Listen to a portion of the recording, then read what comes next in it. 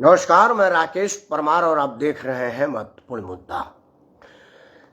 मित्रों, महत्वपूर्ण मुद्दे में तो आज बहुत सारा महत्वपूर्ण था। भारत के राष्ट्रीय राजधानी से उत्तर प्रदेश के राजधानी की यात्रा में बहुत सारे सुखद और दुखद अनुभूति हुई, वो सब पर भी चर्चा था। उत्तर प्रदेश में आने के बाद कई जगह कई अनहोनी जैसी चीजें देखी, कई नई नवेली चीजें देखी, वो भी चर्चा के योग्य था। मतलब आज चर्चा में विषय तलाशने की जरूरत नहीं थी। वैसे भी देश में जब तक राजनीति चलती रहेगी और हर बात पर राजनीति होती रहेगी, हम जैसे सामाजिक मुद्दा को उठाने वाले लोगों के लिए विषय की अकाल नहीं पड़ेगी, ना ही हमारे नेता लोग विषय की अकालता आने देंगे। लेकिन आज का विषय की अकालता पर नहीं है, राजनीति की विकरालता पर है। जैसा कि आप सबको पता होगा, कांग्रेस में एक द्वंद्व चालू है। जब से राहुल जी ने देश जोड़ो अभियान का शुभारंभ किया है, उसको कांग्रेसियों ने पता ना उसका उल्टा ले लिया है। मतलब कांग्रेसियों ने कहा है कि कांग्रेस तोड़ो तो नहीं है, कहीं ऐसा तो नहीं ना कन्वर्सेशन में कोई प्रॉब्लम हो, कोई भाषाई अशुद्धि हो या समझने की फिर हो। जिस दिन राहुल गांधी ने पहला कदम देश के जोड़ने के नाम पर उठाया है, उसी दिन उनके हाथ से एक राज्य पूरी की पूरी खिसक करके चली गई। भारत के पश्चिमी छोर से शुरू करें तो गोवा है। गोवा से उनके सारे के सारे विधायक इंक्लूडेड पूर्व मुख्यमंत्री और सीएलपी नेता ने भी पार्टी को छोड़ना बेहतर समझा। हिमाचल प्रदेश में अगला मई चुनाव है, मतलब गुजरात हिमाचल, उसके बाद ये सब चुनाव है। हिमाचल प्रदेश में जहां पर चुनाव में कांग्रेस जोर शोर से तैयारी कर रही थी, राहुल गांधी के देश जोड़ों से इतराई हुई महसूस हो रही थी, अगराई हुई प्रतीत हो रही थी, उन सब को देखते हुए यह लग रहा था कि अब कांग्रेस कार्यकर्ताओं में उत्साह का संचार हो चुका है। वो इतना ज्यादा उत्साह का रिएक्शन हुआ कि हिमाचल का प्रदेश अध्यक्ष ही छोड़ दिया पार्टी। अब ये बात बिल्कुल असहज करने वाली स्थिति है कि जिसका राष्ट्रीय अध्यक्ष पार्टी को जोड़ने निकला हो, उसके कार्यकर्ता एक एक करके खुद को पार्टी से अलग कर रहे हैं। यह विचार का विषय है। लेकिन जो महत्वपूर्ण विषय था वो ये था कि जिस दिन से राहुल गांधी ने हार की जिम्मेवारी अपने ऊपर लेने का दिखावा किया या सच में लिया, ये तो राहुल गांधी बताएंगे, मैं तो सिर्फ अंदाज लगा सकता हूं। तब से कांग्रेस में अध्यक्ष की सीट खाली थी। मतलब कई साल हो गए। मध्य प्रदेश की चुनाव में अब वहां की सरकार जाने को हुई, कांग्रेस की सरकार हारी, बनी, फिर गई, फिर हारी, मतलब कई चीज हुआ, लेकिन अध्यक्ष नहीं मिला कांग्रेस को।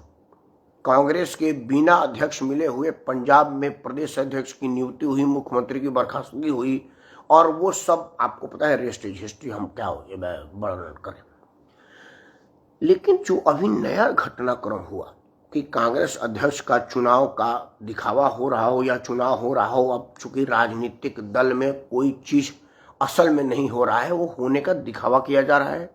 चाहे भारतीय जनता पार्टी में चुनाव के माध्यम से नियुक्ति हो रही हो, जैसे जेपी नड्डा को किसी ने मतदान नहीं किया था, खाता ना भाई जो मोदी जी कहे वही सही, और जेपी नड्डा को उन्होंने सही कहा तो सही हो गए। उसी तरह से कांग्रेस पार्टी में भी कोई चुनाव होने जैसा दिखावा ये होगा, लेकिन चुनाव होगा नहीं, वो जिसको सोनिया जी चाहेंगे वो अध्यक्ष बन जाएगा। राहुल गांधी ने कहा था कि मैं वोट देने भी नहीं आऊंगा, मतलब मैं दिल्ली ही नहीं आऊंगा, मेरी यात्रा बीच में टूट जाएगी, मैं अनवरत यात्रा करना चाहता हूं। मैंने ये बात पर अपना संदेह व्यक्त किया था मेरे जैसे बहुत लोगों ने कि क्या करीब 5-6 महीना राहुल गांधी देश में रुक जाएंगे, क्योंकि इसके पहले तो ऐसा कोई इतिहास नहीं रहा है कि भारत जैसी पवित्र भूमि पर राहुल गांधी लगातार 5 महीने की प्रवास किए हों। ऐसा कभी देखने को नहीं मिला, क्योंकि हर वो महत्वपूर्ण मुद्दा में जिसमें राहुल गांधी को देश में होना चाहिए था, यहां तक कि राहुल गांधी का जन्मदिन दुनिया मनाती है, सड़क से लेकर के संसद तक जन्मदिन में बधाई देने वालों का तांता लगा रहता है, और स्वयं राहुल गांधी जी देश से बाहर होते हैं। जब देश में कोई बहुत बड़ी राजनीतिक घटनाक्रम होती है, जहां राजनीति में नेता को फ्रंट से लीड करने की आवश्यकता है, उसका लीडर ही देश से बाहर होता है। संसद में महत्वपूर्ण कार्रवाई होती है, विपक्ष के नेता की हैसियत से राहुल गांधी का वहां हो करके मुद्दे को उठाना और अपने कार्यकर्ताओं में जोश भरने की आवश्यकता होती है, राहुल गांधी देश से बाहर होता है। तो इन परिस्थितियों में सबके सब ये चिंता जाहिर किए थे कि क्या राहुल गांधी इस देश में रह पाएंगे।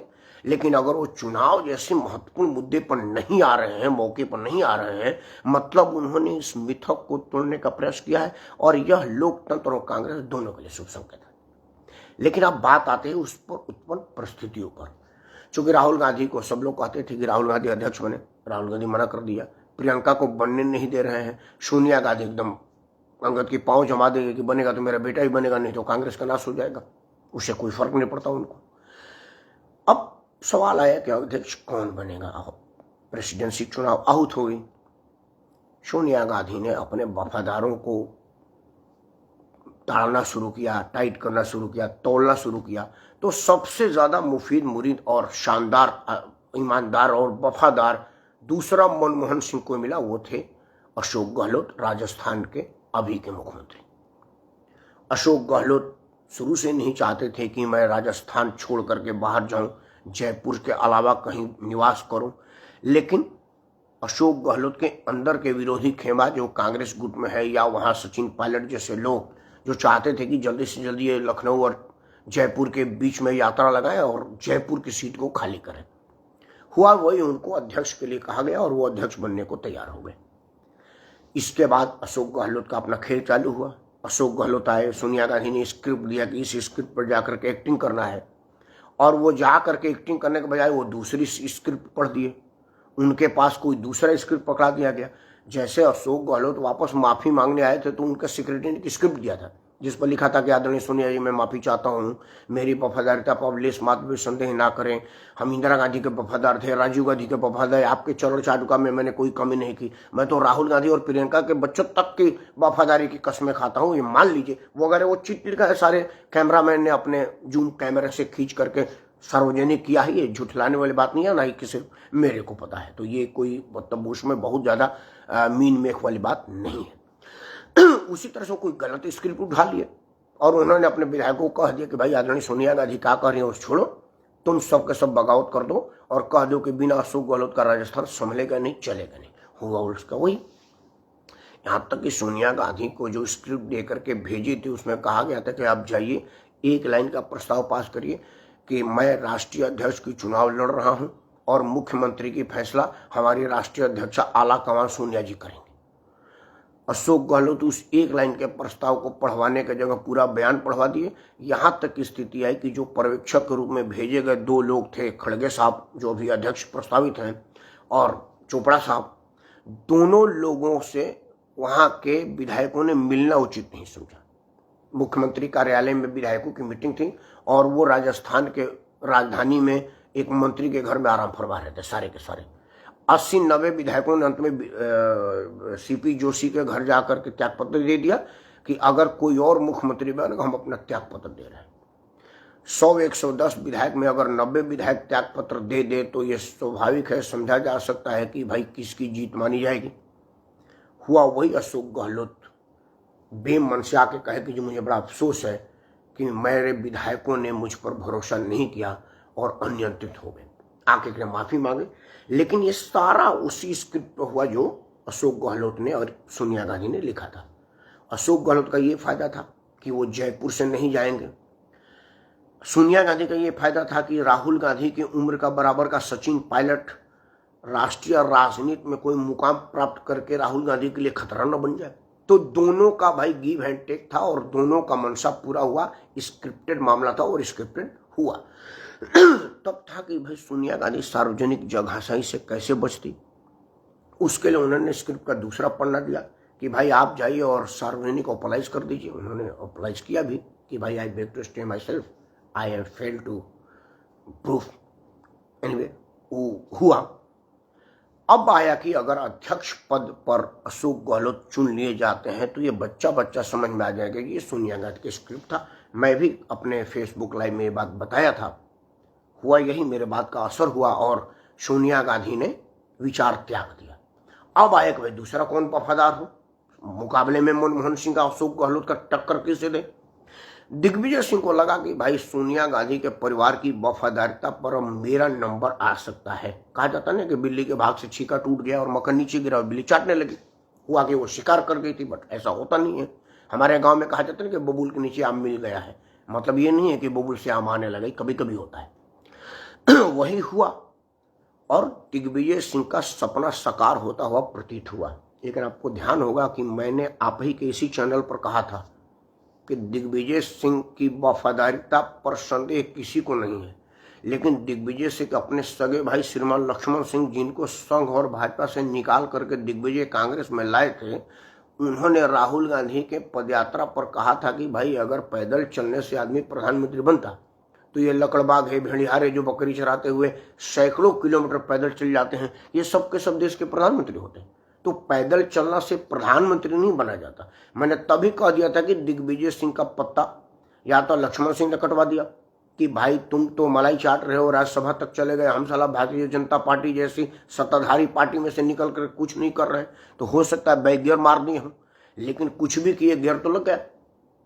और वही एक संवाद लक्ष्मण सिंह वाला दिग्विजय सिंह पर भारी पड़ा और सोनिया गांधी की वफादारी में से उनका नाम खिसक गया है। अब ले दे करके कौन बनता, यहाँ पर शशि थरूर एकदम थेथराई करने पर लागू है, एकदम डीटे हुए हैं कि भाई मुझे ही लड़ना है। तब जा करके बेमन से कांग्रेस नेतृत्व तो वापस दक्षिण भारत पर भरोसा की और फिर से एक बार खड़गे साहब लड़ाई में आए और अब जा करके एक बार पुनः उम्मीद लग रहा है कि कांग्रेस का लड़ाई और कांग्रेस का नेतृत्व दक्षिण भारत में जाएगा। मैं तो खड़गे साहब और उनके चाहने वालों से ये अनुरोध करूंगा कि भाई याद रखिएगा, अभी जो तत्काल दक्षिण भारत का सबसे प्रचलित चेहरा कांग्रेस का था, कदावर नेता, और मैं मानता हूं कि अगर कांग्रेस पार्टी उनके 5 साल के कार्यकाल को ही अगर टीवी पर प्रचारित कर दे तो नरेंद्र मोदी की कुर्सी खतरे में पड़ जाएगी।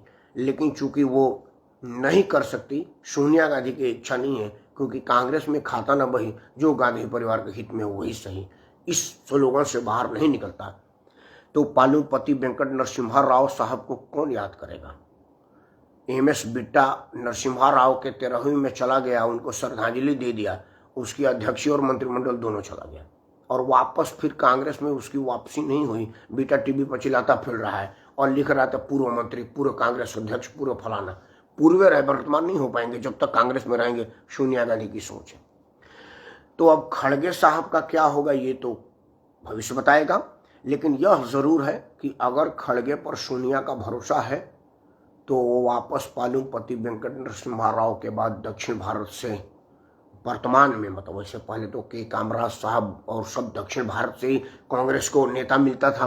उत्तर भारत में तो अकेले गांधी परिवार था, दक्षिण भारत से बहुत सारे लोग आए, कामराज जी आए और ये आए, कई लोग आए हैं। लेकिन अब खड़गे साहब आ रहे हैं और हम सब खड़गे साहब के जीत की अग्रिम बधाई देते हैं और उम्मीद करते हैं कि खड़गे साहब कांग्रेस में प्राण फूकेंगे, क्योंकि जब से राहुल गांधी ने भारत जोड़ो अभियान चालू किया है तब से कांग्रेस तोड़ो अभियान ही हो रहा है। कम से कम यह टूट रूप देगी, क्योंकि मैं हमेशा से कांग्रेस के प्रति सॉफ्ट कॉर्नर रखता हूँ। कांग्रेस रहेगी देश में मजबूत तभी लोकतंत्र मजबूत रहेगा, क्योंकि भारत में भारतीय जनता पार्टी के मुकाबले में कोई राष्ट्रीय स्तर पर पार्टी है जिसका नाम इस छोर से उस छोर तक देशवासियों को पता है, वो है कांग्रेस। बाकी की सारी पार्टियां क्षेत्रीय पार्टियां हैं, अपने अपने ब्लॉक्स में उनके अप्रोच हैं। जैसे जनता दल यू है, बिहार के अलावा कोई नहीं जानता। मेरा गांव बिहार के बॉर्डर पर है, हमारे यहाँ नीतीश कुमार का कोई 2 वोट नहीं है। वहीं मेरे गांव से पार कर जाइए बिहार का माझी गांव, अखिलेश और मायावती को कोई नहीं पूछ रहा, क्योंकि वो उत्तर प्रदेश तक की है। वही चंद्रबाबू नायडू का है, आंध्र प्रदेश आगे कोई नहीं जानता। वही के चंद्रशेखर का है, तेलंगाना के आगे किसी को पता नहीं है कि भाई कोई और आदमी भी है। उसी तरह से और लोग भी देश में, ममता बनर्जी पश्चिम बंगाल के बॉर्डर में झारखंड में कहाँ कुछ कर पा रही है। बंगाल और झारखंड बॉर्डर स्टेट है, वहाँ कुछ नहीं कर, वहाँ उड़ीसा में उनको कोई जानता तक नहीं है। वही मतलब अलग अलग पार्टियां ब्लॉक्स में है, तो ब्लॉक्स बन करके चैन बनता है और चैन मजबूती के लिए जरूरी है। तब तक उसमें कड़ी से कड़ी ना मिले, और एक भी कड़ी होगा तो फिर रस्सी बन जाएगा, चैन नहीं रह पाएगा। चैन का मतलब उसके गुलार से है जहाँ ये नहीं पता चले कि पहली कड़ी कौन है और अंतिम कड़ी कौन है। तो यहाँ तो एक दूसरे से कड़ी जुड़ नहीं रहे और बड़ी छोटी इतनी ज़्यादा है कि संतुलित नहीं हो पा रही है। तो देश की राजनीति क्या करेगी। लेकिन कांग्रेस है और राष्ट्रीय स्तर पर कांग्रेस है। अगर कांग्रेस मजबूत रहेगी तो मोदी मजबूर रहेंगे लोकतंत्र का कदर करने के लिए, क्योंकि जैसे ही मोदी को पता चलेगा कि हमारे आगे कोई नहीं है तो वो निरंकुश हो जाएंगे। और 130-135 करोड़ देश को निरंकुश आदमी नहीं संभाल सकता।